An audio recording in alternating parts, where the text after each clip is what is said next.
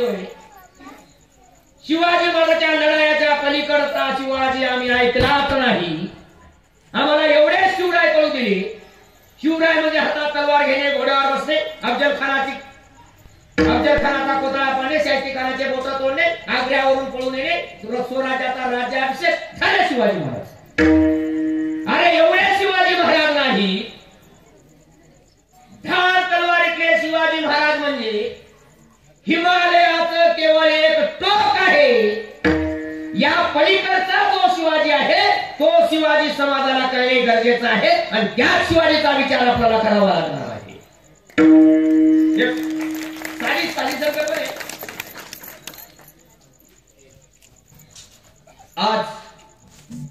आज आपण लोकशाहीत आहोत का हुकुमशाहीत? म्हणायला लोकशाही. हा छान, कोणीतरी उत्तर द्यायचं. छान दादा, आज कुठे आहोत आपण? लोकशाहीत. छान. शिवाजी महाराज कोण्या शाहीत होते? हुकुमशाहीत. वा, आपण लोकशाहीत आहोत, महाराज हुकुमशाहीत होते. आणि लोकशाहीत जगणाऱ्या माणसाला हुकुमशाहीतला राजा आपला वाटतो, याच्यातच राजाचं मोठेपण आहे. याच्यातच राजाचा मानवतेचा संग्राम आणि संग्रह आहे. आणि म्हणून शिवाजी महाराज समजून घेत असतेवेळी, तुकाराम महाराज समजून घेत असतेवेळी काही लोक म्हणत असतील, काही लोक की शिवजयंती कीर्तनाची काय गरज आहे. बरेच लोक फाटी फोडतात ना. छान. पण आमचा दावा आहे 800 वर्ष महाराष्ट्रात वारकरी संतांनी महाराष्ट्राची ही भूमी विचाराच्या नांगरानं नांगरून काढली. त्याच्यातल्या जाती भेदाच्या काश्या वेचून काढल्या. आणि ही महाराष्ट्राची भूमी ज्यावेळेला सांस्कृतिक दृष्ट्या सुपीक केली आणि त्याच्यामध्ये आई जिजाऊनं शिवाजी सारख्या आदर्श राजाला जन्म दिला. आणि छत्रपती शिवाजी राजाचं स्वराज्य म्हणजे वारकऱ्यांनी 400-500 वर्ष या भूमीत ज्या वैचारिक क्रांती केली होती त्या क्रांतीला आलेलं पीक म्हणजे हिंदवी स्वराज्य होतं. हे आम्हाला विसरून जाता येणार.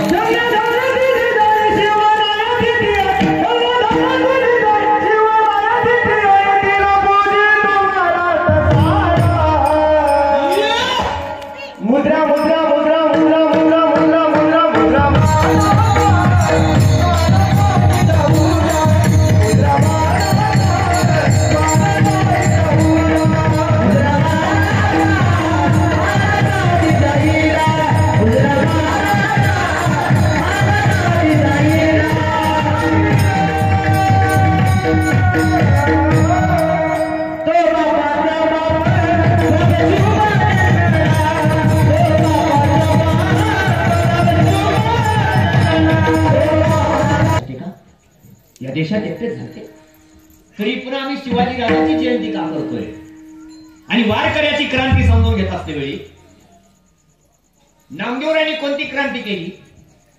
येशीच्या बाहेर राहणारा चोखोबा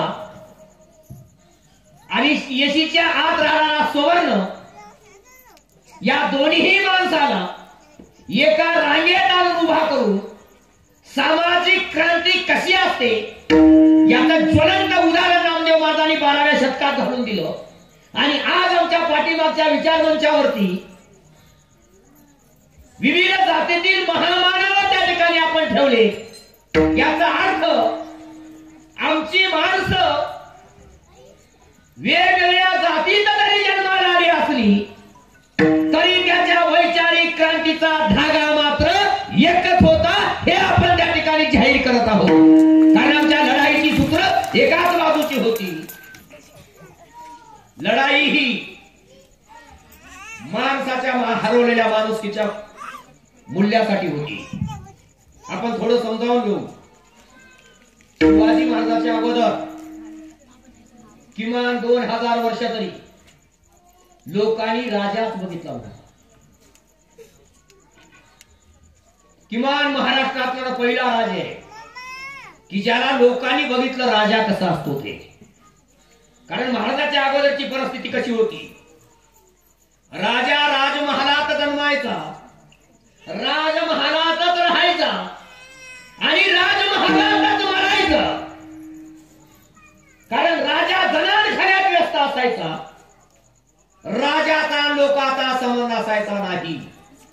आणि लोक म्हणायचे होईल राजा कसा असेल, कारण बघलाच नाही ना.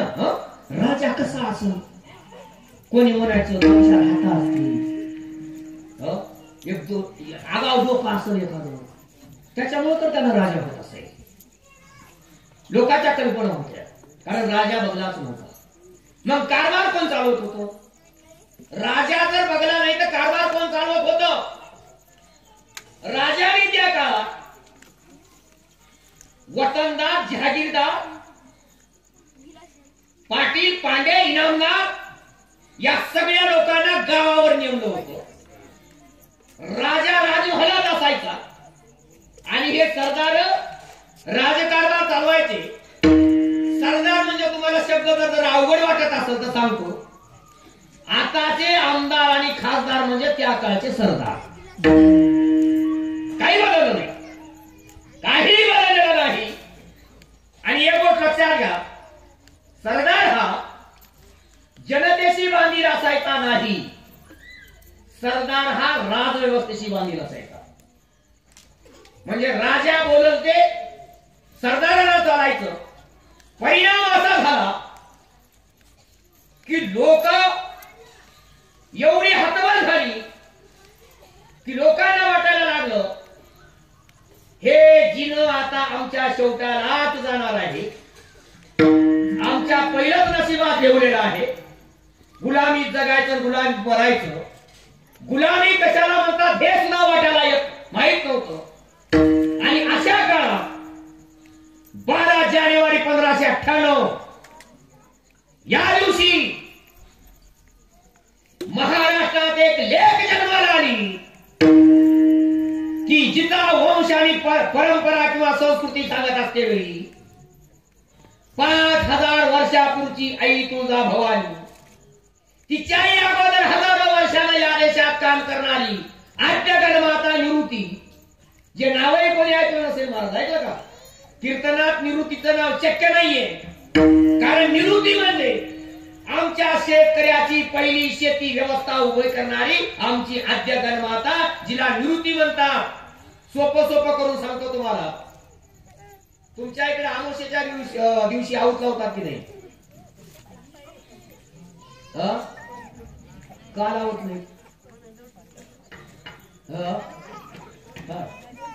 का लावत नाही तरी माहित नसलं तरी लावत नाही एवढं तर माहित. एवढं तर माहित आहे. आता का लावत नाही सांगणं माझी जबाबदारी. मी सांगणार, आम्ही अमावस्येच्या दिवशी आऊत लावत नाही बैलाला.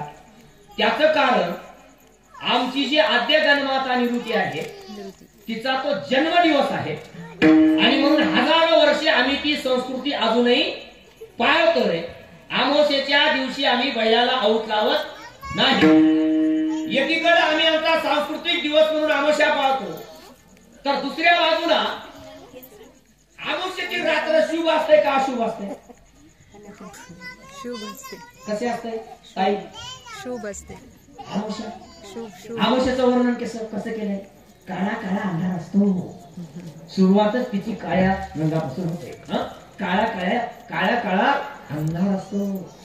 आई लगेच लक्षात घ्या, आई आपल्या लहान लेकरांना लहान असते सांगते, अमावस्येच्या रात्री रानात भूत असतात. सांगतात ना, रानात भूत असतात.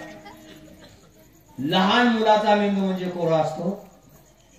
लहान असणाऱ्या मुलाच्या डोक्यात बसलं अमावस्येच्या रात्री रानात भूत असतात. मोठं झालं, आता ते केवढं झालं? मोठं झालं, लग्नाला आलं, रीतिरिवाजाप्रमाणे लग्न झालं. शौचालय नव्हतं. 11:30 वाजले. डीपीचा फेस गेला. अमावस्येची रात्र आहे. त्याच्या डोक्यात कवा रे? तुम्ही सांगलं होतं कवा? ते 4 वर्षाचं असतेवेळी त्याला सांगलं होतं की अमावस्येच्या रात्री रानात भूत असतात. आता हे 25 वर्षाचं झालं होतं. या वेळेला त्याला आईचा शब्द आठवला. अमावस्येच्या रात्री गावाच्या भोवताल नुसते भूत असतात आणि बाहेर कर जावं लागणार आहे. मग त्याला कुणाची मदत घेतला असेल? तुमच्या कल्पनेनं सांगा बरं कुणाची घेतला असेल? हा तो आपल्या बायकोला म्हणतोय येतच काय की कारण का त्याच्या डोक्यात बसलं होतं भूत. आता जिजा तुम्ही जसं हे पेरलंय तसं आई जिजाऊ सुद्धा कोणी देवी नाहीये, देवीचा वारसा चालवणारी आहे. पण देवी नाहीये, ती एक बाई आहे. लक्षात घेतलं पाहिजे, ती एक बाई आहे. आणि आपण नेहमी सांगतो हिंदवी स्वराज्य व्हावी ही कुणाची इच्छा आहे? स्त्रीची इच्छा आहे. आपल्याला आणखी थोडं पुढे जायचंय. हिंदवी स्वराज्य व्हावं एका स्त्रीची जशी इच्छा आहे, ती एका स्त्रीची पण इच्छा आहे. एका स्त्रीने हे स्वप्न पाहिलं आणि पूर्ण केलं. कारण जिजाऊनं स्वप्न बघितलं होतं. स्वप्न बघावं की नाही? काही बघावं का नाही? कसं करावं? बघावं तरी म्हणा, नाही तर म्हणा स्वप्न पाहिलं पाहिजे. आता लक्षात